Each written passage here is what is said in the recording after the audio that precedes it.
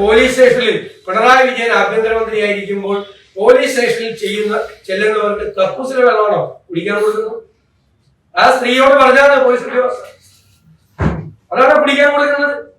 എന്നിട്ട് അവരെ അപമാനിച്ച് അവരെ മുഴുവൻ രാത്രി മുഴുവൻ ഒരു പോലീസ് സ്റ്റേഷനിൽ ഒരു സ്ത്രീയെ നിർത്തുന്നതാണോ ഈ ഗവൺമെന്റിന്റെ നടപടി? എന്നിട്ട് മുഖ്യമന്ത്രിയുടെ ഓഫീസിൽ ചെന്നപ്പോൾ അവരെ വീണ്ടും അപമാനിച്ചു, അവരെ പറഞ്ഞയച്ചു, പരാതി കൊടുത്ത് എടുക്കും, വേണമെങ്കിൽ കോടതി പൊക്കോളാൻ. ഇതാണോ മുഖ്യമന്ത്രിയുടെ ഓഫീസിൽ ചെന്ന് ഒരു ദളിത് യുവതിക്കുണ്ടായ ഏറ്റവും നാളം കെട്ട അപമാനകരമായ ഒരു അനുഭവത്തിൽ മുഖ്യമന്ത്രിയുടെ ഓഫീസിൽ നിന്നുള്ള നീതി ഇതാണ്. ഇത് ഒരു പ്രതീകം മാത്രമാണ്.